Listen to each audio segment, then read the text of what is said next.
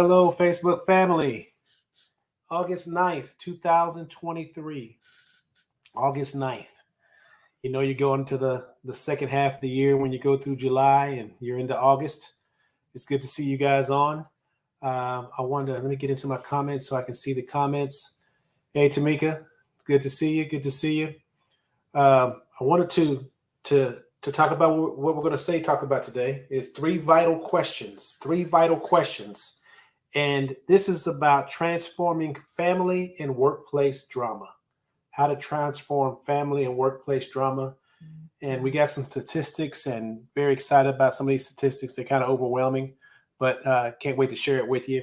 Three vital questions to transform family and workplace drama. Hey, Ann, it's good to see you. Who's with you, Ann? Tell us who's with you. Char's here. She's tired. She has that tired look. She hasn't said anything, but I can see. I've been married to her for a while now. I can tell.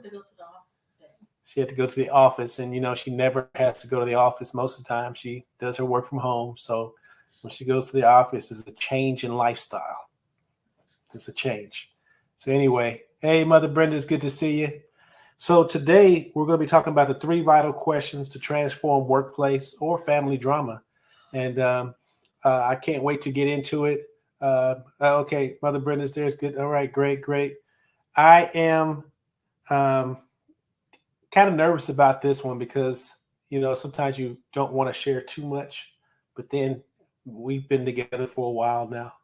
You feel like you can kind of share anything, but then you got to think, you know what? What? Oh, let me say this, finish this thought, and then I'll come back to this what. And then you say, you know what? We're not the only ones that are going to watch this, hopefully. So we can't share too much. But I have a sighting of my auntie on here. There's a sighting. She's come back on after her successful weekends doing the backpack drive. So it's good to have her on. That's Impact Texas, y'all. Stephanie Harris, that's my auntie. Man, we got stories. Well, I can't wait till she comes back next year. I just want to kill it. I love to see things that are effective. I like that kind of stuff. So anyway, but back to what we're talking about. Three vital questions to transform family or workplace drama. That's what we'll be talking about today. And in kind of like the areas where we'll be talking about is three vital questions. What are the three vital questions? What are the three dimensions of work? FISB. FISB is an acronym.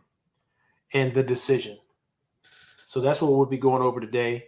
And I'm going to try to make sure that I don't give a lot of information where it gets boring and too technical and try to be a little bit more experiential.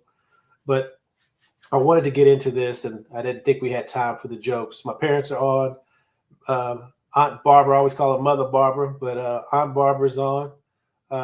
Thank you. It's good to see you on.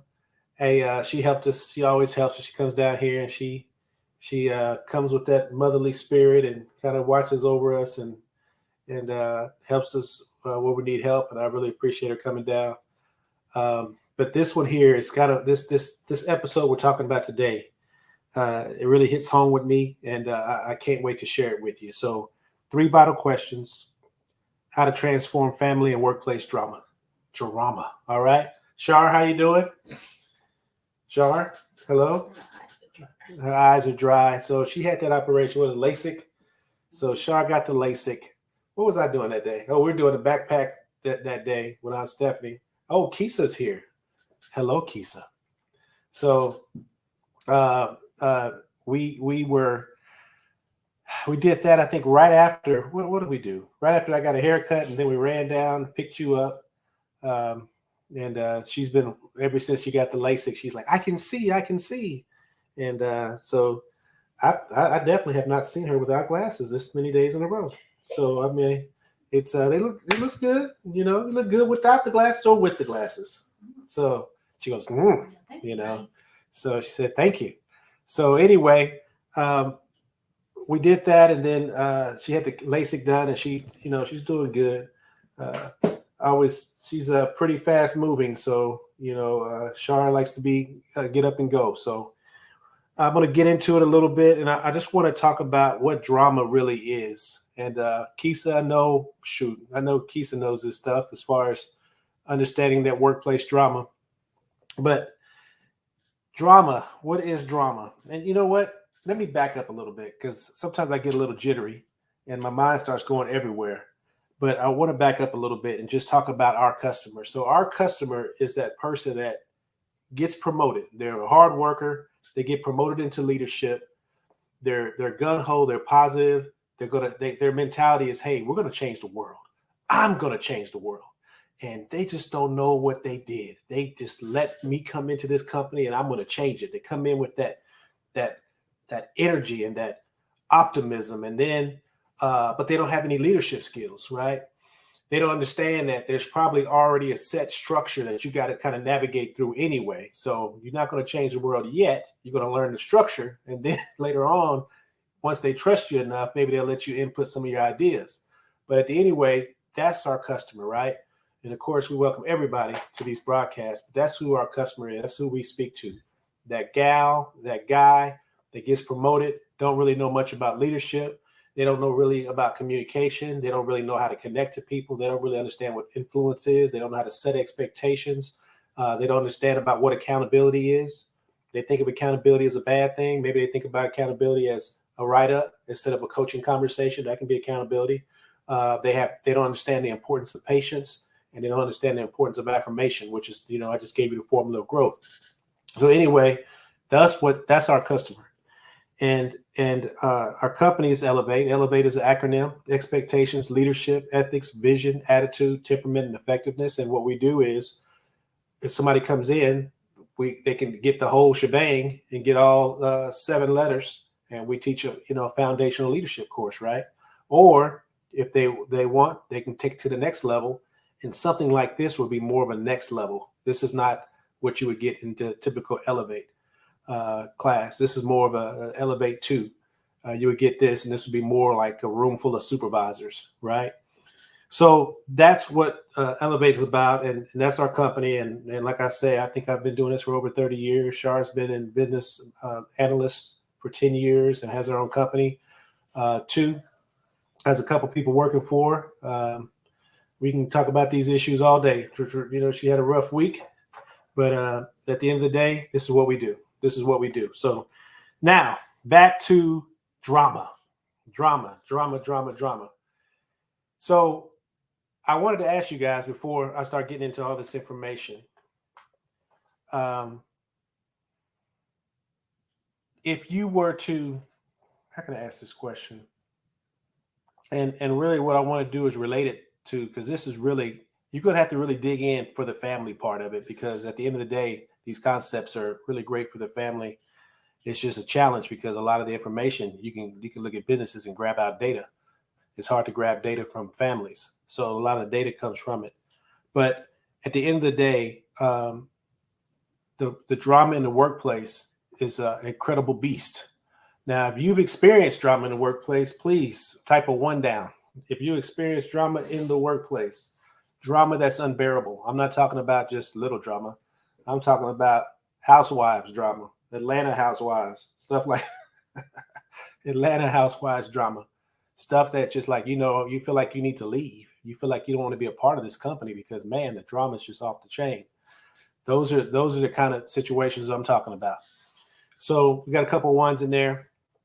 But Gallup research indicates, and I think they're lowballing it actually, but Gallup research indicates that there's approximately $500 billion in productivity annually lost in the U.S. alone due to negative behavior in organizations. That's nonprofit and for-profit. 500 billion lost. I think it's more than that because I'm over 13 stores, and I tell you what, I know we lose millions. I know we lose millions. So 500 billion, when you look at the nation, I think that's an extremely low number, So, and then remember, drama is a state, a situation, or a series of events involving interesting or intense conflict of forces. I love that definition. Drama is a state, situation, or series of events involving interesting or intense conflict of forces. So some other research that we saw was other research has estimated that managers spend as much as 40% of their time dealing with conflict and drama. 40%, that's a high number. And when I heard that number, I start, of course, you start thinking about yourself and what you go through. And I was like, yeah, I guess that's about right. I mean, I would say 30 to 40% of my time is dealing with conflict and drama, you know. And then some people call it fires, putting fires out, just always putting a fire out here, fire out there. There's a problem here, there's a problem there. And there's always a solution, right? Glad I caught you. Thank you, Karen. It's good to see you. Yeah. I see Ann feels the same way. She said extremely low. I think 500 billion is extremely low. And the last thing I want to say about drama is that almost any experience of drama at work and in the family can be traced back to the impact of the resistance of change. It's something changed. And now you have this fire, or you have this drama, you have this intensity, you have this conflict. So those are some interesting tidbits about drama. Now, what I want to do, and I wanted to play you this video, but I'm not going to play this video because I'm nervous about the video. Because last time I played a video, it didn't go well. So I'm going to hold off on the video. But I wanted to share the 3 vital questions. The 3 vital questions are this: where are you putting your focus? That's the first question. Where are you putting your focus? Number 2, how are you relating? Number 3, what actions are you taking? So I know the one that probably is kind of weird out there is, how are you relating to others, to your experience, and even to yourself? And that's connected to the focus. Where is your focus, and how are you relating to that focus? And what actions are you taking? Everything that we're going to talk about tonight in the next, 20 minutes is going to be based on those 3 questions. Actually, based on 1 question, because we don't have enough time to hit all 3. So we're going to hit one relatively hard, relatively thorough. All right. So that's what the 3 vital questions are. And I don't know if y'all remember, I know Shar remembers, but a while back we talked about the book, The Power of Ted. The Power of Ted says, hey, there's a drama triangle, and then there's an empowerment dynamic. And this book is like the second book of the same author. And this is like this name is David Emerald. And basically what he said was, hey, you got people that fall in the drama triangle. And when they're in the drama triangle, you got a victim mentality, you have a persecutor, and you got a rescuer. Now, Keisha said the power of 10, right? So you got a victim, you got a persecutor, and you got a rescuer, right? Now, most people know that, hey, it's not great to be a victim. But what most people miss, and in my coaching class we had in Dallas, we talked about this in depth. What most people miss is that it's just as bad to be a persecutor. It's just as bad to be a rescuer, right? So they have this concept, and this concept we're going to introduce today, and I might as well say it, it's called FISBE. But this concept is to shift. It's to shift from the victim mentality over to the empowerment dynamic. And it's just a different way of looking at it. And this is more like a level 2. So the level 2, meaning that you have the power dynamic, you have and then you have the drama triangle. But then this also goes into more like situations. So just like you have a victim, a persecutor, and a rescuer, the rescuer becomes the skipping my mind right now. The rescuer becomes the coach, right? In the empowerment dynamic. In the drama triangle, the persecutor becomes the challenger. So you don't persecute people, you challenge them. The victim becomes a creator. Well, in this discussion tonight, this is kind of like the next step. And that's what we're going to talk about tonight. And it's more about orientations, how you orient yourself and how you do things. And this has been a great thing for me because I know my father and my mom, I was talking to them about some situations at the job. And at the time, I was really defeated. And then that next day, I started dibbling in this book. And then maybe 2 days later, and I just got readjusted. I'm not going to lie to you. I was a little intoxicated with problems there for a while. And then I got readjusted. And then I said, you know what? I got to approach this a different kind of way, or I'm going to die really early. So this book is really, really good. It's by David Emerald, and it's called 3 Vital Questions. So I'm going to try to do it a little justice. All right. You guys still with me? 7:15. You only got to deal with me for 15 minutes if you want to. You can turn off your laptop and say, forget you, Curtis. but we got about 15 more minutes. If you're there with me, please hit 1. This is so hard to do with these kind of settings. I would love to be in a classroom setting where you can stop and ask questions and see faces and all that kind of stuff, but it's hard in this setting. But if you're there, thank you. Thank you. I see a couple ones in there. What is the name of the book? The first book is called The Power of Ted. It's powerful. Top 5. Top 5. I put this up there with 7 Habits of Highly Effective People. That's one of the best books out there to me. I will put this book in the top 10 for sure. The second book by the same guy, David Emerald, is called 3 Vital Questions, and it's in a fable setting. He writes it as a fable, so it's a quick read. The Power of Ted, yes, TED, Ted. All right, so that's kind of like the background there.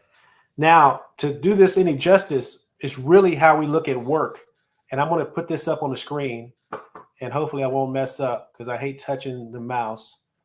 But I'm going to put this up on the screen, and it's supposed to be up there now. Let's see. There we go. All right. So 3 vital questions. And the 3 vital questions are: where are you putting your focus? How are you relating? What actions are you taking? And today, because we are living in a time where we don't have a 2-hour time to do a seminar, we're just going to focus on where are you putting your focus, right? Now, when it comes to work, the challenge, and I know this is a hard slide, I'm going to talk to you about it, but basically, when it comes to work, the inner circle has to do with productivity. It's just the work. It's the actual work. If what you're trying to do is dig the hole, this A category is the hole being dug. Now, the B circle would be the design or systems you put in place because you want to do more holes. So maybe you have 10 guys digging holes. So now you have this organization and you have this strategy and you got 10 people digging holes. But the thing that is where the drama is that it's thinking about how we think, interact, and take action with those 10 people. And that's why you have drama. You know, you can have one hole. There's going to be a lot of drama with one guy in one hole. You start making 10 guys and you got 10 holes and they got to be so many feet apart. And is so-and-so going to show up on that second hole? Is the third hole when he goes to break and they're going to come back? So-and-so in the fourth hole, he got sick. He didn't show up, but the deadline's the same. You know, I can go on and on. But that is when you start thinking about how we think, interact, and take action, that is where the problems lie, right? Think about it from I got people here in the church that go to church all the time. Think about it. We can have a great idea. The work is what? The work can be, hey, we're going to win souls. Okay, so we have systems and processes. We put people in classes and all that kind of stuff. But do we really think about how those people think, how they interact, and how to take action? Or we just roll out our systems and processes? And most of the time, that's what we do. We just roll out our systems and processes. And then the drama comes in because we didn't think about how we think as individuals and a team, how we interact as a team, and how we take action. So that one there, 3 dimensions of work. I'm going to keep it moving. Now, this comes FISBE. FISBE is the bridge. Now, this is and I know it's a lot going on, and I want to just blow it up a little bit. Let's see if I can blow it up a little bit. But FISBE is saying that F is for focus. Where's your focus? And then the I is for interstate. And then the B is for behavior. So where is your focus? And for me, and I'm going to put this on this for a second because I don't want y'all to get stuck on this.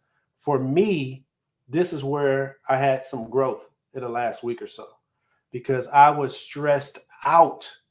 And my wife, what are you doing there? You just got lazy. No, because my eyes are dry. Oh, okay. Let's say she was looking like she was. So this is where I got some major help because at the end of the day, my problems got me intoxicated. It was like, this is going on. This is going on. This is going on. It's a competitive environment. I'm basically I'm in the spin cycle, and then I read this and was like, okay, where does your focus? Where's your focus? Right. And then, well, wherever your focus is, you got to sit there and adjust it because in that FISBE there, I'm going to put it back up. In that FISBE, you can be a victim. And in a victim, when you're dealing with, that mentality, you're focused on the problem, and then you see how the circle goes. So the problem you're focused on, and then it starts creating anxiety, and then you react, and that's a problem, right? That's a victim mentality when you're doing that. You're focused on the problem. Everybody that talks to you hears about all the problems, right? And then you react. Or you can be like a creator. That's why I said this is the next level as far as thinking processes when it comes to a victim mentality or creator. Or you can say, you know what outcome do I want? That's the creator mindset. And when I said that to myself, I felt like stress start falling off of me. I said, because I can't, those problems are here. Everybody sees it. Ain't nothing I can do about it. But what outcome do I want? And then since I want it, there's going to be some passion about it. And then I start taking baby steps. I start taking the next step because now I'm going down a road of being a creator instead of being a person that's stuck on a problem. And that's the power of FISBE. FISBE is focus, interstate behavior. And you can be that person that's focused on the problem. And then the anxiety follows. And then nothing comes, no kind of behavior out of anxiety is healthy. So you're going to react in some kind of negative way. And then, or you can be the person that stops and says, you know, what is my desired outcome? What is it that I'm trying to accomplish? Right. And then for me, it's just, hey, I need guys that are trained, that are teachers, that want to develop and give people opportunities. That's the outcome I want. Right. So then my mind goes other places. What can we do to bring about that desired outcome instead of just looking at all the fires, right? And that's what FISBE is about. FISBE is the same concept when you go from the drama triangle to the empowerment dynamic, which is in the first book that we talked about. So for me, it was just a ton of bricks fell off of me when I realized that I just got caught up. I got intoxicated, you know. I had to start talking to myself. I was like, you know what? We have this vision statement in Elevate that says, I won't let nobody determine my mood, my method, or my mission. Man, I forgot that. Right? You were even on vacation. Yeah. She said, you were even on vacation and stressing. Yeah. Yeah. Took you with you. Yeah. Yeah. I did. So at the end of the day, when I said, you know what outcome do I desire? When I start thinking like that, then that's when it shifted. All right. So I'm going to get back to this screen here. This was 723. Any questions on this before I'm going to go to this screen here? But any questions on this? Does it make sense? Is it too much? Is it? I know, you got laptops. Some people got phones. Give me some feedback, please. It's 723. I got Ann got a thumbs up. It's just that simple, and you guys know I'm a Christian. I personally feel like this is one of the biggest problems in the church. This is just me. I know some people are gonna get mad at me and say, hey, all I'm saying is that we don't think about what is our desired outcome. I don't think we stop and do that. We say, what is our desired outcome? And then we work in that order instead of trying to save everybody. You got to have, what is your desired outcome? And for me, when I go into churches and I do Elevate, my desired outcome is just to sow seed, sow information. I believe that if I put that word out there, it's going to bring forth fruit. And I think that we believe it, but then we get away from it because the problems, they start coming. And then when those problems start coming, we get intoxicated by the problems. The next thing you know, our focus is on the problem instead of on the desired outcome. And then anxiety follows. And then after anxiety, we react to anxiety. We ain't really reacting to the problem. We're reacting to anxiety, right? So you never get the result. Meanwhile, we blame, we cuss out people and all kind of stuff. Joseph said, how you doing, Joseph? Good to see you. It has to be the third situation. Make a decision, have a desire, and be determined. And I don't know. I know everybody's different, but for me, if you shake yourself and say, hey, what is the desired outcome? I know I did that with Shar. I know that, and actually I did this. The reason I did this is how I came up on Shar. You know, the reason, because I asked myself, what is the desired outcome? You know, all this stuff floats in your head, all these emotions and all these feelings. And I said, well, what do I'm really looking for? What is the desired outcome? And then when I was walking through life, I didn't see her. I didn't see the desired outcome, you know, but I had passion to keep going because I knew what the desired outcome was. And then I took baby steps. I'll go on dates, and some of them, boy, it'll crack you up. We can do a couple shows on these dates. Anyway, and then eventually I took those baby steps, and then I met her.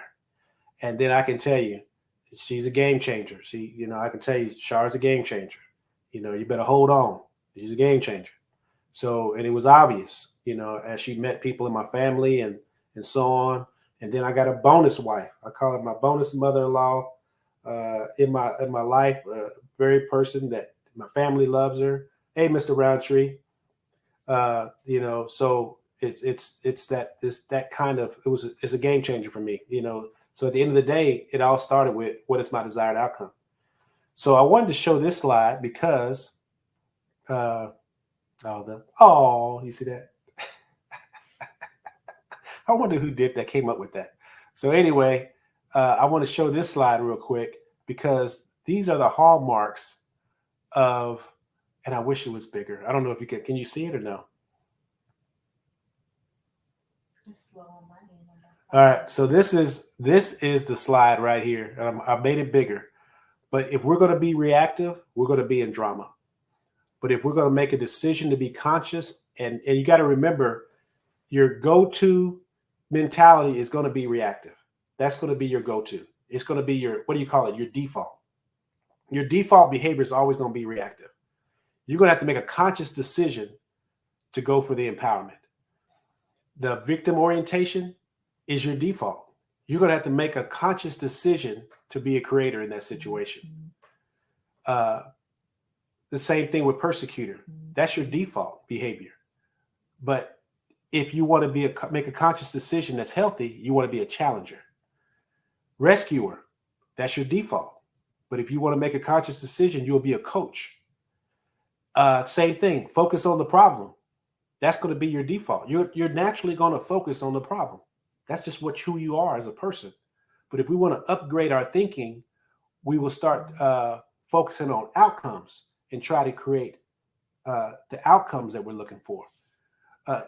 That book we talked about, 7 Habits, he talked about it. Be proactive. Begin with the end in mind. We got people on here that teach it, right? Begin with the end in mind. It's the same thing. What is the outcome? Where's your focus? Avoid responsibility. That's going to be your natural default. But if you make that conscious decision, you'll take responsibility and you'll own it. And then if you're reactive, the last thing is this vicious cycle of anxiety and frustration. But if you're conscious and you make a decision, it'll be a virtuous cycle. So that is the hallmarks of reactive to consciousness. And I'm hoping that I can get back to the screen. There you go. I got lucky. Were you able to see it better when I hit that button? My phone is just slow. Oh, okay. So that's what it is all about. I'm very, I know it's simple, but it's very important concept. I got people that are close to me and that are doing well. And I got some people that are close to me that are struggling just like everybody else. I got some people close to me that are doing okay. But the distinction, boy, if they ever decide to say, you know what is the desired outcome? It would change. If they just sat back and thought, don't get caught up in the culture. Don't get caught up in words and emotions. Just what is the desired outcome? And then execute. You know, You can't just say, well, you start there and then you start working towards it. But people just keep going. They just keep moving and they never stop and think a lot of times. You know, if you sit there and you start off first, you know, and not just be reactive, and you're naturally going to have a default. And your default is to focus on problems. Your default is to be emotional. Your default is to be a victim when something bad happens. Why does this happen to me? Why are you different? Why wouldn't it happen to you? why not you? Yeah, why not you? Right? So at the end of the day, it's 7:30. I hope you got something out of it. You have to jokes. I didn't do the jokes. I knew I wouldn't have time. So I think I got most of it in. There's a powerful quote. There are 1,000 hacking at the branches of evil to one who is striking at the root. That goes with this. I hope you can make the connection, but it goes with this. At the end of the day, I hope that you guys, if you can, brother, thank you, and thank you. I hope you guys could get something with this, and I hope that one day we get a chance to come back and share some stories about maybe some things that were impacted by these sessions, these seminars we do, these little mini seminars we do. So Barbara says you gotta focus on the change as well. you got to focus on the change as well. Yes, ma'am. So here we go, 7:31. I really appreciate you. We try to get you out on time. Be intentional, focus on growth, and elevate now. Thank you.